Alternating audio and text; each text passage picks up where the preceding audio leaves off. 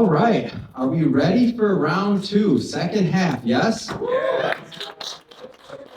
All right, we got two more rock star panels coming up, so we're gonna have a lot of fun there, and then there's time set aside for networking afterwards, and so far, I mean, this has just been looking at the crowd, looking at everybody come together, seeing all the networking and otherwise happen, like this is what it's about. When Chirag was talking about building community and uniting people, like this is what we do, and this is a great pleasure. So let me start by bringing up the next panel, Jose and Patrice, please.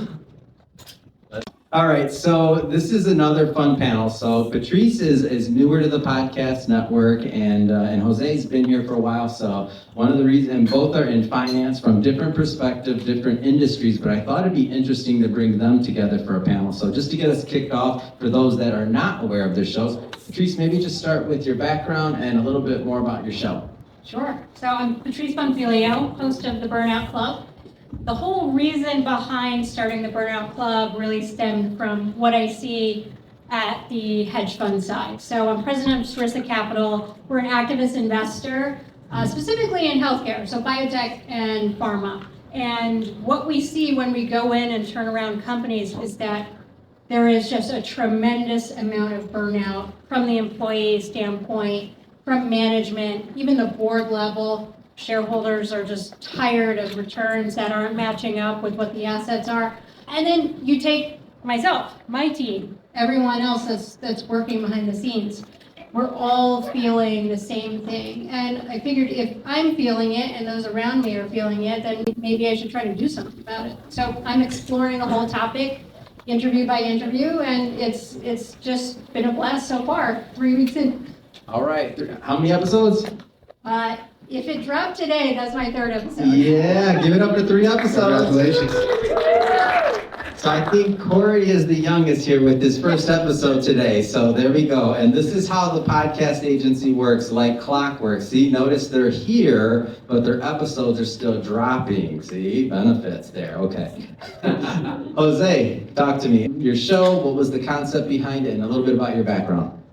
Yeah, so my name is Jose Tejada. My show is called Hispanic Wealth Matters. And the show comes as an inspiration from conversations you and I had. I've known Adam and Chirag for many, many years now. And it really came as the idea that I've grown up in the world of finance. From a teller when I was 20 years old, to being a private wealth manager, to now being a mortgage lender and running my own mortgage practice. And throughout that journey of 24 years, I've seen how the Hispanic community has always had a disadvantage when it comes to economic literacy and also the taboos that happen within the culture, right? I think that when it came to the podcast, 38% of podcast listeners are of Hispanic descent, and that's doubled in the last year and a half. You and I have spoken about how that's an open ocean for the podcast industry, and we thought it was just the right time to launch.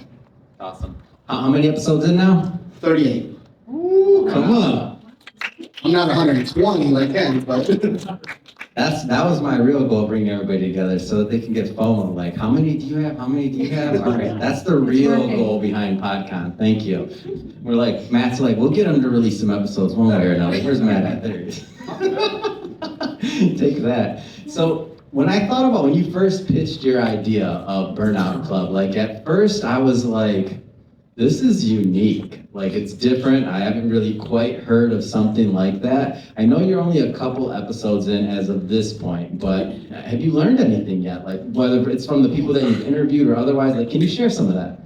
Yes, that was the shocking thing actually. The risk going in was that everyone would say the same thing. It would just become boring, 2 shows in.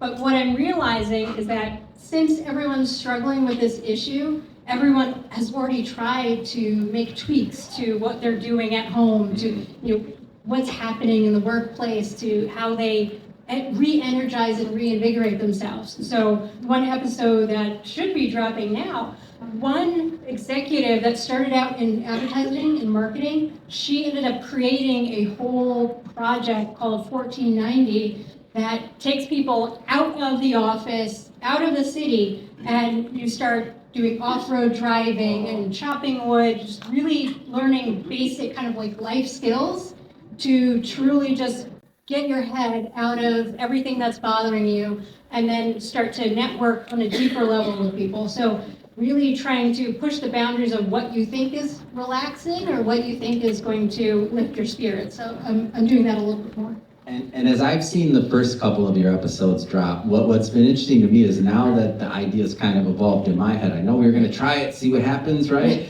But now that the idea's kind of evolved in my head, I can already see that it's almost like a safe space for people to talk about it and to connect and to not feel like they're alone and to build community. Oh yeah, exactly. Because everyone feels like they're on an island. They feel like, oh well, I'm failing at home, and I dropped the kids off late, and oh, work is stressing me out. And then you realize, oh, it's actually everyone I know. It's every industry. It's just something that's plaguing society, and they feel a kinship when you're talking about it. And it's kind of just good to vent, to get it off your chest. So I'm getting very positive feedback from the guests and also just from the listeners.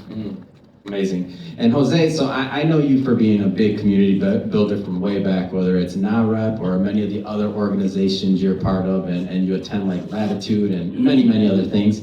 That being said, I know you have this like ingrained passion for education, whether it's the Latino market, Hispanics, or otherwise. Like, where does that come from, and how do you put that into your show? I think I've been very blessed to have grown up in the financial industry. Like I said, I was a teller when I was 20 years old, and I was a very bad teller. And so, because I was right. Like, I was like stealing from people, but someone's like, "Give them extra money." I was like a little Robin Hood. And I wanted you as a teller. Give me Jose.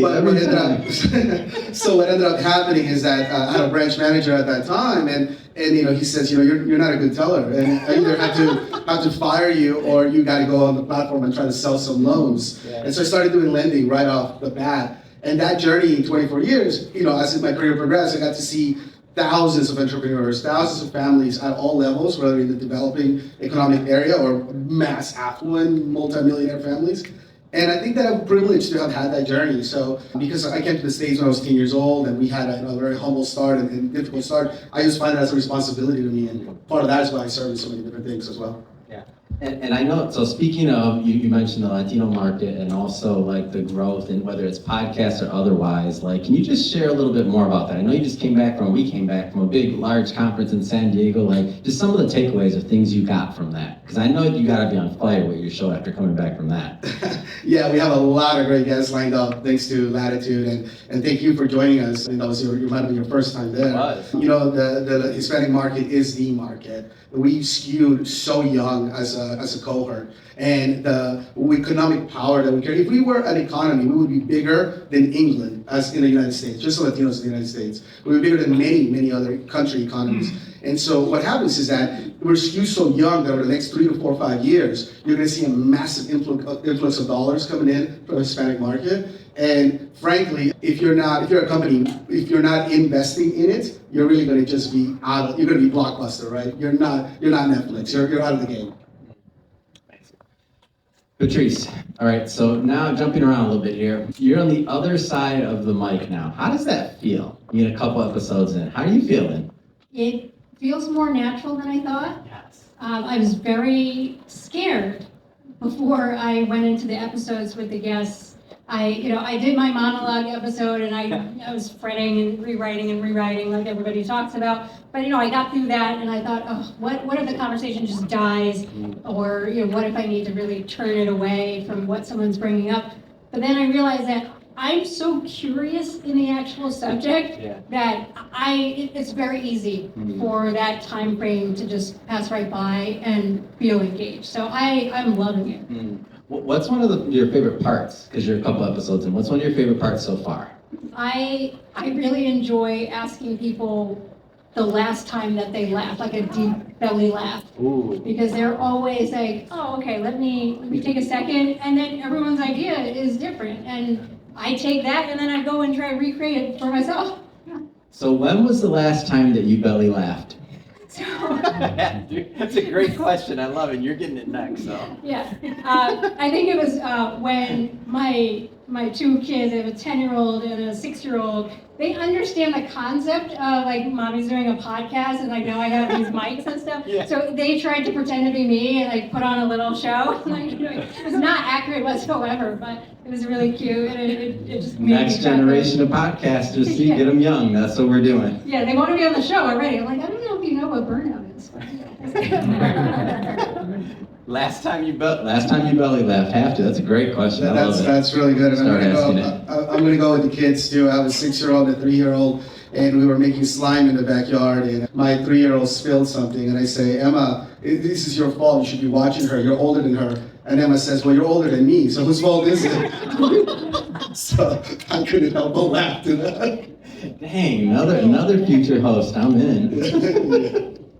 So when we think about finance, so both of you come to this from different points of finance. Like, how does your career and how does what you do, let's just say on the day-to-day basis, and for everybody that maybe some people came in after lunch and didn't catch the morning session, so all the hosts on the podcast network, so they all have businesses, they're entrepreneurs or executives and have their own careers, and podcasting is what they do on the side, and we're investing and helping to grow these shows. So just some context for some that came in after lunch. So how does, what you do on a day-to-day basis, how does that fuel and or inspire your shows?